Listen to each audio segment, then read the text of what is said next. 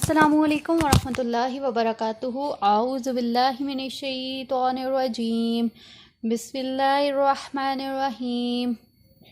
اللہم ربنا الہمنا رشدنا وعائذنا من شرور انفسنا، اللہم ارنا الحق حقا وارزقنا اتباعہ وارنا الباطل باطلا وارزقنا اجتنابہ، اللہم ارحمنا بالقرآن العظیم واجعله لنا اماما وهدى ورحمة، اللهم ذكرنا منه ما نسينا وعلمنا منه ما جهلنا وارزقنا تلاوته آناء الليل وأطراف النهار واجعله لنا اماما واجعله لنا حجة يا رب العالمين آمين۔ رب اشرح لي صدري ويسر لي أمري واحلل عقدة من لسانی یفقہوا قولی، ربی یسر ولا تعسر وتمم بالخیر وبک نستعین آمین یا رب العالمین۔ آج جو ہے جیسے کہ آپ لوگوں کو معلوم ہے کہ ہم لوگوں نے سیرت صحابیات کا جو ایک سیشن سٹارٹ کیا ہوا ہے، جس میں ہر ویک ہم آپ کے سامنے ایک سیرت پریزنٹ کرتے ہیں۔ سب سے پہلے یہاں دیکھ لیتے ہیں کہ سیرت کو رکھنے کا مقصد کیا ہے۔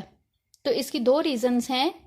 ایک تو یہ ہمیں معلوم ہونا چاہیے کہ اسلام کی جو ترقی ہے اس میں صحابیات کا کیا کردار رہا ہے، اور اسپیشلی جو امہات المومنین سے ہم نے سٹارٹ کیا تو اس کے پیچھے بھی دو ریزنز ہیں۔ ایک تو ہمیں نبی کریم صلی اللہ علیہ وسلم کی تمام ازواج کے متعلق نالج ملے، اور دوسرا ہمیں یہ معلوم ہو کہ کون کون سی جو ازواج مطہرات ہیں نبی کریم صلی اللہ علیہ وسلم کے ساتھ وہ رشتہ ازدواج میں منسلک رہی ہیں۔ اور بینگ اے مسلم ہمیں اپنے نبی کریم صلی اللہ علیہ وسلم کی زندگی کے بارے میں جو ہے وہ ہمیں اویئرنیس ہونی چاہیے، اور اگر بینگ اے فیمیل بات کی جائے تو ہمیں یہ معلوم ہونا چاہیے کہ امہات المومنین کی لائف کیسی ہوتی تھی۔ جس طرح سے اللہ تعالیٰ نے سورہ احزاب کی آیت نمبر 6 میں فرمایا کہ نبی کی جو بیویاں ہیں وہ امت کی مائیں ہیں، تو ماں جو ہوتی ہے وہ بچے کی پہلی درسگاہ ہوتی ہے۔ تو ہم میں سے بہت سے ایسے لوگ ہیں کہ جن کو ان ماؤں کے نیمز اور ایون ان کے بارے میں ڈیٹیلز بھی اگر بات کی جائے تو وہ معلوم نہیں ہوتی ہے۔ بس یہاں پہ انشاءاللہ تعالیٰ آپ کو النساء کے پلیٹ فارم سے، یہ النساء اکیڈمی کی ایک چھوٹی سی کاوش ہے کہ آپ کو جو ہے وہ تفسیر کے ساتھ ساتھ امہات المومنین کی سیرتیں بھی انٹروڈیوس کروائی جا رہی ہیں، تاکہ آپ اسلام کے بارے میں اور اپنے پروفٹ کے بارے میں زیادہ سے زیادہ جان سکیں۔ اچھا، یہاں پہ ہمارے پاس ایک سیکنڈ کوسچن ایک آتا ہے اور بہت کامنلی آتا ہے آپ لوگوں کی طرف سے، وہ کیا ہوتا ہے کہ ان سیرتوں کے نوٹس بنانے ہیں کہ نہیں۔ تو ڈیئر اسٹوڈنٹس، یہاں پہ آپ ایک چیز اپنے ذہن میں رکھ لیں کہ اگر آپ نوٹس بناتے ہیں تو اٹس ویل اینڈ گڈ، ٹھیک ہے، بہت اچھی بات ہے کہ آپ ان سیرتوں کے نوٹس بنا رہے ہیں، کیونکہ آپ کو پتہ ہے کہ ریٹن میٹیریل آپ کے پاس جو بھی ہوتا ہے اس کو آپ کبھی بھی کہیں پہ بھی یوز کر سکتے ہیں، اور یہ جو لکھی ہوئی چیز ہوتی ہے وہ آپ کے پاس ہمیشہ سیو رہتی ہے، وہ چاہے وہ فزیکل فارم میں ہو چاہے وہ مینٹلی ہو، کیونکہ وہ آپ کے مائنڈ میں جو چیز آپ لکھتے ہیں نا وہ آپ کے مائنڈ میں سیو ہو جاتی ہے۔ تو اسی طرح اگر کوئی اسٹوڈنٹ ایسا ہے کہ جو ان کے نوٹس نہیں بنانا چاہ رہے ہیں تو ایٹ لیسٹ وہ اتنا کریں کہ اپنے فری ٹائم میں ان لیکچرز کو آپ نے جو ہے وہ ضرور سننا ہے، یا ان لیکچرز کو آپ ضرور سنیں، اور ان میں سے اپنے لیے اسپیشلی کوئی عمل کا پوائنٹ ضرور نکالیں اور اسے اپنی لائف میں امپلیمنٹ کریں، تاکہ جو ہے وہ کیونکہ جیسے میں نے پیچھے ذکر کیا کہ جو ماں کی گود ہوتی ہے وہ بچے کی پہلی درسگاہ ہوتی ہے، تو جو چیز آپ اپنی لائف میں امپلیمنٹ کریں گی آٹومیٹیکلی وہ چیز آپ کی جو اولاد ہے اس میں بھی ٹرانسفر ہو جائے گی انشاءاللہ تعالی۔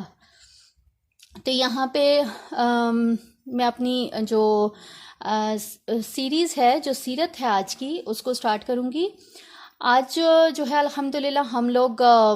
تیسری ام المومنین ان کے بارے میں جو ہے وہ آج جانیں گے انشاءاللہ تعالی۔ ان کا نام کیا ہے؟ حضرت سودا رضی اللہ تعالی عنہما۔ سب سے پہلے ان کا نام دیکھ لیتے ہیں اور ان کی ڈیٹیل دیکھ لیتے ہیں۔ ان کا جو نام ہے وہ یہ جو سودا بنت زمحہ کے نام سے یہ مشہور تھیں. آپ کے والد کا نام زمحہ بن قیس تھا اور والدہ کا نام شموس تھا. اور آپ قبیلہ عامر بن لوی سے تھیں. آپ کے 2 بھائی تھے اور 2 بہنیں تھیں. نبی کریم صلی اللہ علیہ وسلم کے ساتھ جو ہے وہ نکاح، اس کا بیک گراؤنڈ دیکھ لیتے ہیں. ازواج مطہرات میں حضرت سودا رضی اللہ تعالیٰ کو یہ فضیلت حاصل ہے کہ حضرت ختیجہ رضی اللہ تعالیٰ کی وفات کے بعد سب سے پہلے نبی کریم صلی اللہ علیہ وسلم کی زندگی میں آنے والی یہی عورت ہیں. ٹھیک ہے. ہمارے پاس مسند احمد کی حدیث نمبر ہے 1552، ریفرنس نمبر ہے. اس میں کیا فرمایا جا رہا ہے کہ حضرت خدیجہ کی وفات کے بعد نبی کریم صلی اللہ علیہ وسلم نہایت ہی پریشان اور غمگین تھے. نبی کریم صلی اللہ علیہ وسلم کی یہ حالت دیکھ کر ایک صحابی ہیں عثمان بن مظعون، ان کی بیوی ہیں حضرت خولہ بنت حکیم، یہ نبی کریم صلی اللہ علیہ وسلم کی خدمت اقدس میں حاضر ہوئیں اور کہا کہ اے اللہ کے رسول صلی اللہ علیہ وسلم، کیا آپ شادی نہیں کریں گے؟ تو آپ صلی اللہ علیہ وسلم نے فرمایا کہ کس سے؟ تو حضرت خولہ رضی اللہ تعالیٰ نے نبی کریم صلی اللہ علیہ وسلم کے سامنے 2 آپشنز رکھے. ایک کنواری لڑکی تھی اور ایک بیوہ. تو نبی کریم صلی اللہ علیہ وسلم نے حضرت خولہ سے دریافت کیا کہ کنواری کون ہے اور بیوہ کون ہے. جب حضرت خولہ نے نبی کریم صلی اللہ علیہ وسلم کو یہ بتایا کہ کنواری جو ہیں وہ یہ عائشہ بنت ابو بکر ہیں اور بیوہ جو ہیں وہ سودا بنت زمحہ ہیں، تو نبی کریم صلی اللہ علیہ وسلم نے فرمایا کہ ٹھیک ہے، دونوں کو جو ہے وہ میرے بارے میں پیغام دو. چنانچہ حضرت خولہ جو ہیں وہ پہلے حضرت ابو بکر صدیق کے گھر میں جو ہے وہ پیغام لے کر گئیں. تو حضرت خولہ نے فرمایا کہ اے ابو بکر، اللہ تعالیٰ نے آپ لوگوں پر خیر و برکت نازل کی ہے. تو انہوں نے کہا کہ وہ کیسے؟ تو حضرت خولہ نے کہا کہ میں عائشہ کے لیے نبی کریم صلی اللہ علیہ وسلم کا پیغام نکال لے کر آئی ہوں. تو یہاں پہ دیکھیں حضرت ابو بکر صدیق جو تھے انہوں نے یہ حضرت خولہ کے سامنے ایک سوال رکھا کہ نبی کریم صلی اللہ علیہ وسلم تو مجھے اپنا بھائی کہتے ہیں، انہوں نے مجھے اپنا بھائی بنایا ہوا ہے، تو کیا جیسے میں اگر ان کا بھائی ہوا تو اس رشتے سے حضرت یہ جو عائشہ ہیں، عائشہ ان کی بھتیجی ہوئی، تو کیا ان کا نکاح جائز ہے؟ چنانچہ یہ جو کوسچن تھا حضرت خولہ اس کو لے کے نبی کریم صلی اللہ علیہ وسلم کے پاس آئیں اور انہیں بتایا کہ حضرت ابو بکر صدیق اس طرح سے کہہ رہے ہیں. تو نبی کریم صلی اللہ علیہ وسلم نے فرمایا تو لوٹ جا اور ان کو جا کے کہہ کہ میں تیرا اور تو میرا اسلامی بھائی ہیں، تیری بیٹی میرے لیے جائز ہے. اب یہاں اس بات سے ہمیں کیا سبق ملتا ہے کہ منہ بولے رشتوں کے ساتھ اگر اس طرح کے معاملات اگر طے پاتے ہیں تو وہ جائز ہوتے ہیں. بس حضرت خولہ جو ہیں وہ نبی کریم صلی اللہ علیہ وسلم کی یہ ساری جو بات تھی اس کو لے کر وہ حضرت ابو بکر صدیق کے پاس گئیں اور ان کو سب کچھ بتایا. تو یہ جو حضرت ابو بکر صدیق تھے انہوں نے حضرت خولہ کو جو ہے وہ انتظار کرنے کے لیے کہا اور خود گھر سے نکل گئے. یہاں سے وہ حضرت ابو بکر صدیق جو تھے وہ سیدھا موتم بن عدی ایک شخص تھا اس کے پاس گئے کیونکہ انہوں نے نا ایک دفعہ اپنے بیٹے کے لیے حضرت عائشہ کا ہاتھ مانگا تھا. سو وہ اپنے وعدے کے مطابق جو تھے وہ پہلے موتم بن عدی سے جو ہے وہ پوچھنا چاہ رہے تھے کہ اگر وہ انٹرسٹڈ ہیں عائشہ کے لیے تو ٹھیک ہے، اگر نہیں تو وہ پھر حضرت خولہ کو کوئی خاطر خواہ جواب دے دیں. تو جیسے ہی انہوں نے موتم بن عدی سے پوچھا تو اس کے پاس اس کی بیوی بھی بیٹھی ہوئی تھی. تو اس کی بیوی نے موتم بن عدی سے پہلے ہی اس نے جو ہے وہ جواب دیا. وہ اپنے شوہر سے کہنے لگی کہ یہ شخص تو مطلب نبی کریم صلی اللہ علیہ وسلم کے بارے میں اس نے بات کی کہ وہ تو بے دین ہو گیا ہے اور ممکن ہے کہ وہ ہمارے بیٹے کو بھی جو ہے وہ اسی چیز میں وہ ہے شامل کر لے. سوری یہاں پہ حضرت ابو بکر صدیق کی بات ہو رہی ہے نا. تو اب یہ موتم بن عدی جو تھا اس نے کیا کیا، اس نے اپنے شوہر سے اس کی بیوی نے کہا کہ یہ شخص جو ہے مینس حضرت ابو بکر صدیق، ٹھیک ہے، ان کے بارے میں اس نے کہا کہ یہ تو خود بے دین ہو گیا ہے اور اٹس کوائٹ پاسبل کہ یہ ہماری بیٹی کو بھی جو ہے وہ ہمارے بیٹے کو بھی اسی راستے پہ لگا لے گا. تو اس پر موتم بن عدی نے بھی جو ہے وہ سر ہلایا کہ ہاں ایسا ہو سکتا ہے. تو اس پر ابو بکر صدیق جو تھے وہ سمجھ گئے کہ یہ راضی نہیں ہیں.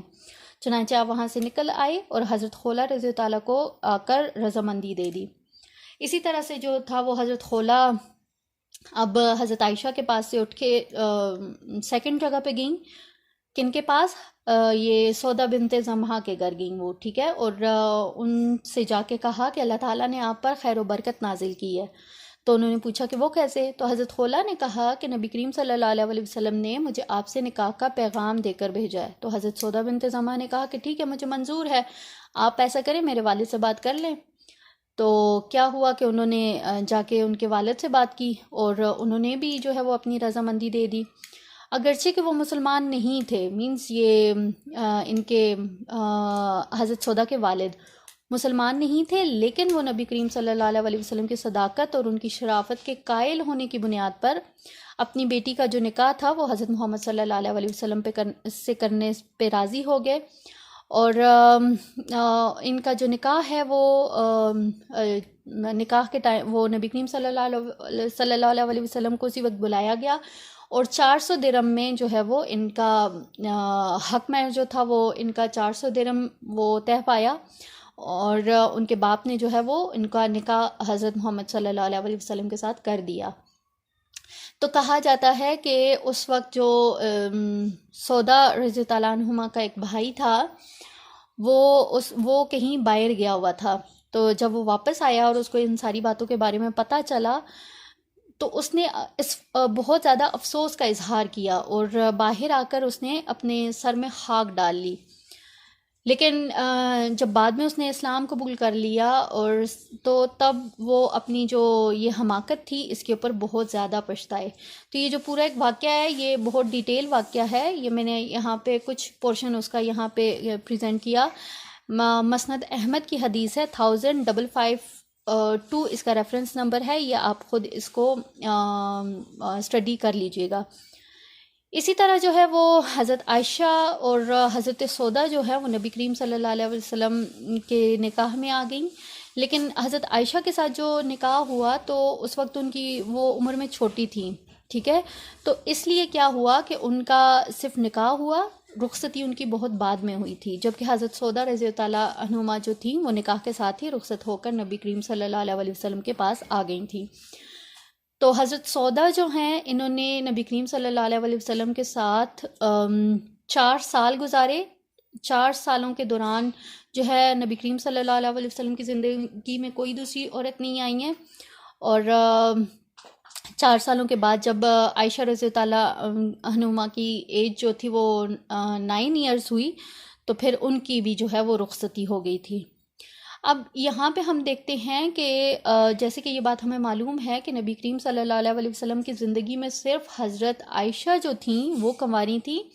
باقی ان کی جتنی بھی وائفز ہیں وہ ساری یا تو بیوہ تھیں یا پھر طلاق یافتہ تھیں. تو یہ جو حضرت سودا رضی اللہ عنہما تھیں یہ بھی ان کا پہلے بھی نکاح ہو چکا تھا، وہ سکران بن عمرو رضی اللہ عنہما کے ساتھ. تو یہ جو دونوں میاں بیوی تھے یہ بہت پہلے مطلب ابتدائی اسلام جب تھا یا بہت نبوت کی ابتدا تھی تو انہوں نے تبھی اسلام قبول کر لیا تھا. اور ظاہر ہے آپ کو پتہ ہے کہ اسلام قبول کرنے کے بعد لائف جو ہوتی تھی وہ بہت زیادہ میزریبل ہو جاتی تھی اور بہت زیادہ جو تھے وہ مشرکین مکہ جو تھے وہ ظلم و ستم کرتے تھے جو لوگ اسلام قبول کر لیتے تھے. تو جب یہ مہاجرین کی ایک بہت بڑی جماعت جب ہجرت کے لیے آمادہ ہوئی تو اس جماعت میں حضرت سودا اور ان کے شوہر سکران بھی تھے. مینز ان کو یہ بھی فضیلت حاصل ہے کہ ایک تو انہوں نے سب سے پہلے اسلام قبول کیا اور اسلام کی جو سب سے پہلی ہجرت تھی یہ اس میں بھی شامل تھیں.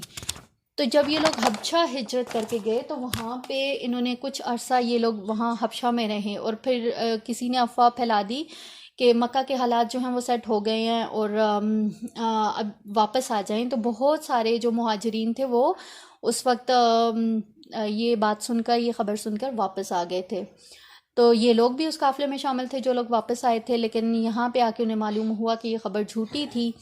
اور پھر اس کے بعد یہ لوگ واپس نہیں گئے اور یہیں پہ ہی رہے. اور کچھ عرصے کے بعد جو تھا وہ حضرت سودا کے جو پہلے شوہر تھے سکران، ان کا انتقال ہو گیا تھا۔ یہاں پہ ہم ان کی اولاد کے بارے میں دیکھ لیتے ہیں کہ حضرت سودا رضی اللہ تعالیٰ سے حضور صلی اللہ علیہ وسلم سے حضرت سودا کی کوئی بھی اولاد نہیں ہوئی تھی، جبکہ ان کے جو پچھلے شوہر تھے سکران، ان سے ان کا ایک بیٹا تھا جس کا نام عبد الرحمن تھا، اور انہوں نے جو تھا وہ جنگ جلولہ جو ہوئی تھی اس میں انہوں نے شہادت پائی تھی۔ حضرت سودا کے اگر حلیہ کے بارے میں بات کی جائے تو یہ بہت دراز قد کی تھیں اور بہت ڈھیل ڈھول والی خاتون تھیں، مطلب بہت لخیم شخیم قسم کی یہ عورت تھیں، اور یہ جو بھی ان کو ایک دفعہ دیکھ لیتا تھا یہ چھپ نہیں سکتی تھی کسی سے۔ صحیح بخاری کی حدیث ہے، حدیث نمبر 6240، کہ ابتدا میں جب گھروں میں ٹوائلٹس نہیں ہوا کرتے تھے تو لوگ جو تھے وہ رفع حاجت کے لیے گھروں سے باہر جایا کرتے تھے، تو ازواج مطہرات بھی جو ہیں یہ صرف رات کے وقت جایا کرتی تھیں۔ تو ایک دفعہ حضرت سودا بنت زمعہ باہر گئی ہوئی تھیں، تو ان کا قد لمبا ہونے کی وجہ سے حضرت عمر رضی اللہ عنہ نے دیکھ لیا اور ان کو پہچان لیا، اور اس وقت وہ ایک مجلس میں بیٹھے ہوئے تھے، تو انہوں نے کہا کہ سودا میں نے آپ کو پہچان لیا ہے۔ تو یہ انہوں نے اس لیے کہا کہ حضرت عمر رضی اللہ عنہ جو تھے وہ عورتوں کے پردے کے بہت زیادہ مطلب خواہش مند تھے، اور وہ چاہتے تھے کہ جو مسلمان عورتیں ہیں ان کے لیے پردے کے کوئی احکامات اتریں، تو پھر اللہ تعالیٰ نے جو تھا وہ اس موقع پہ پردے کی آیات جو تھیں وہ نازل کی تھی۔ اسی طرح سنن ابن ماجہ کی حدیث ہے 3027، جس میں ام المومنین حضرت عائشہ سے روایت ہے کہ یہ جو حضرت سودا بنت زمعہ تھی یہ بھاری بدن والی خاتون تھیں، اور جب رسول اللہ صلی اللہ علیہ وسلم نے ایک موقع پر حج کے دوران وہ مزدلفہ سے لوگوں کے روانہ ہونے سے پہلے ہی روانہ ہو گئی تھی، اور کیونکہ نبی کریم صلی اللہ علیہ وسلم نے ان کو اس لیے اجازت دے دی تھی کہ وہ تھوڑا بھاری بدن والی خاتون تھی، تو رش میں وہ انہیں تکلیف نہ ہو، اس لیے انہیں اجازت دے دی۔ تو یہاں پہ ہمیں کیا پتہ چلتا ہے کہ وہ واقعی عورتوں کے مقابلے میں ان کا قد جو تھا وہ دراز تھا اور جسم بھی بہت بھاری تھا۔ اسی طرح صحیح بخاری کی حدیث نمبر 1681 ہے، جس میں حضرت عائشہ سے روایت ہے کہ ہم نے مزدلفہ میں قیام کیا تو نبی کریم صلی اللہ علیہ وسلم حضرت سودا کو لوگوں کے ازدحام سے پہلے روانہ ہونے کی اجازت دے دی۔ اب کیا تھا کہ آپ کو پتہ ہے حج کے دوران بہت زیادہ لوگ ہوتے ہیں، بہت بھیڑ بھاڑ ہوتی ہے، رش ہوتا ہے، تو جیسے کہ پیچھے ہم نے دیکھا کہ وہ بہت بھاری جسم کی خاتون تھیں، تو اسی لیے نبی کریم صلی اللہ علیہ وسلم نے کیا کیا، ان کو اجازت دے دی کہ وہ چلی جائیں، اور یہ جو حضرت عائشہ کہتی ہیں کہ ہم لوگ وہیں پہ ٹھہرے رہے، اور صبح کو نبی کریم صلی اللہ علیہ وسلم کے ساتھ ہم لوگ گئے، تو حضرت عائشہ جو ہیں یہ کہتی ہیں کہ اگر میں بھی حضرت سودا رضی اللہ عنہما کی طرح آپ صلی اللہ علیہ وسلم سے اجازت لیتی تو مجھ کو بھی یہ جو ہے، یہ جو بات ہے یا یہ جو خوشی ہے، یہ تمام چیزوں پہ بہت ہی یہ پسند ہوتی۔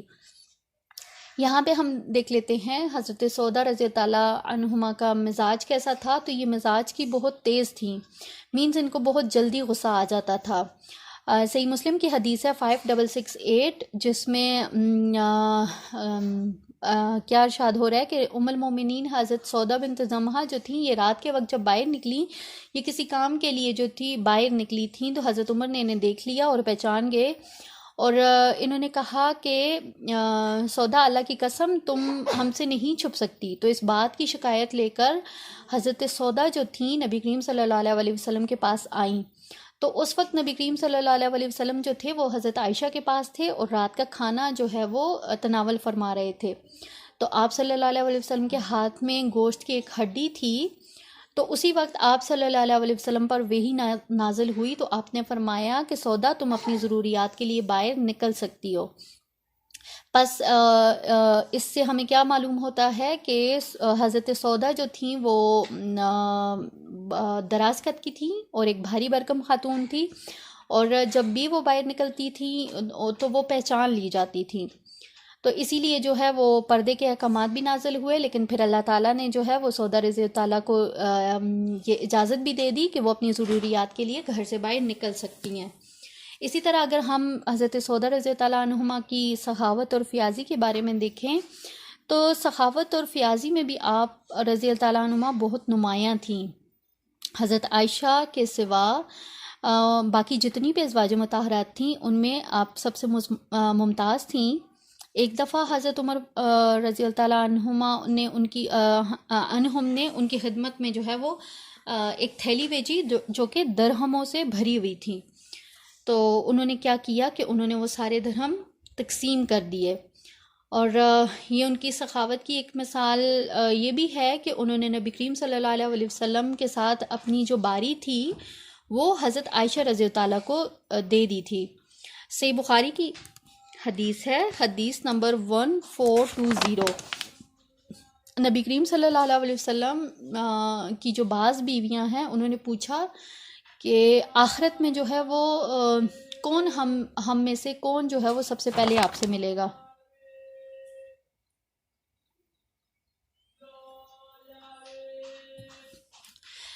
سنن نبی داؤد کی ایک حدیث ہے 2135۔ حضرت عائشہ رضی اللہ تعالیٰ سے روایت ہے کہ نبی کریم صلی اللہ علیہ وسلم نے ہر ام المومنین کے ساتھ دن مقرر کیے ہوئے تھے، اور وہ اس معاملے میں کسی کو بھی فضیلت نہیں دیا کرتے تھے، اور تقریباً ہی روز وہ تھے سب کے ساتھ سب کے پاس چکر لگایا کرتے تھے، لیکن رات وہیں پہ گزارتے تھے جس کی باری ہوتی تھی، سوائے حضرت سودا بنت زمعہ کے، کیونکہ انہوں نے اپنی باری جو تھی وہ حضرت عائشہ کو دے دی تھی، کیونکہ وہ تھوڑی بوڑھی ہو چکی تھی نا، تو انہیں یہ اندیشہ ہوا کہ کہیں نبی کریم صلی اللہ علیہ وسلم انہیں چھوڑ نہ دیں، تو انہوں نے کیا کیا، اپنا دن جو تھا وہ حضرت عائشہ کے لیے وقف کر دیا، جسے نبی کریم صلی اللہ علیہ وسلم نے قبول بھی کر لیا۔ اور حضرت عائشہ کہتی ہیں کہ اسی سلسلے میں اللہ تعالیٰ نے سورہ النساء کی آیت نمبر 128 نازل فرمائی، جس میں کیا کہا جا رہا ہے کہ اگر کسی عورت کو اپنے شوہر کی بد دماغی یا بے پرواہی کا خوف ہو تو دونوں آپس میں صلح کر لیں، اور اس میں کسی پر کوئی گناہ نہیں ہے، صلح بہت بہتر چیز ہے۔ اور اسی طرح جو ہے یہاں پہ ہمارے پاس حدیث ہے صحیح بخاری کی 1420، یہ بھی حضرت سودا کی ایک سخاوت کا سے ریلیٹڈ ہے کہ ایک دفعہ نبی کریم صلی اللہ علیہ وسلم کی ازواج جو تھیں وہ بیٹھی ہوئی تھیں، تو انہوں نے نبی کریم صلی اللہ علیہ وسلم سے پوچھا کہ آخرت میں ہم میں سے کون سب سے پہلے آپ سے ملے گا؟ تو آپ صلی اللہ علیہ وسلم نے فرمایا کہ جس کا ہاتھ سب سے لمبا ہوگا۔ تو کیا ہوا کہ جتنی بھی امہات المومنین اس وقت بیٹھی ہوئی تھیں انہوں نے کیا کیا، ایک لکڑی لے کے اپنا ہاتھ ناپنا شروع کر دیا، تو سودا رضی اللہ تعالیٰ کو جو ہاتھ تھا وہ سب سے لمبا نکلا۔ تو اس کے بعد جو ہے یہ امہات المومنین کہتی ہیں کہ بہت بعد میں ہمیں جا کے یہ سمجھ آیا کہ لمبے ہاتھ والی ہونے سے کیا مراد ہے، جو صدقہ زیادہ کرنے والی ہوں۔ تو سودا رضی تعالیٰ عنہما جو تھی وہ ہم سب سے پہلے جو ہے وہ نبی کریم صلی اللہ علیہ وسلم سے جا کر ملی، کیونکہ صدقہ کرنا آپ کو بہت محبوب تھا۔ اسی طرح سے اگر دیکھا جائے تو ہمارے پاس ہے سلسلہ تو سیاح کی حدیث نمبر ہے 853، جس میں نبی کریم صلی اللہ علیہ وسلم کے پاس جو ہے وہ گوشت اور آٹے سے تیار کردہ جو ایک حلوہ ہے وہ پکا کر لائیں، تو حضرت سودا سے کہا کہ کھاؤ، تو انہوں نے انکار کر دیا، تو نبی کریم صلی اللہ علیہ وسلم جو تھے وہ بھی وہاں پہ موجود تھے، تو حضرت عائشہ نے دوبارہ سے ان سے کہا اور ان کو اصرار کیا کہ کھاؤ ورنہ یہ میں تمہارے چہرے پر مل دوں گی، تو حضرت سودا نے دوبارہ سے انکار کر دیا۔ تو حضرت عائشہ کہتی ہیں کہ میں نے حلوے میں اپنا ہاتھ ڈالا اور سودا کے چہرے پہ مل دیا، تو نبی کریم صلی اللہ علیہ وسلم ہنسنے لگے،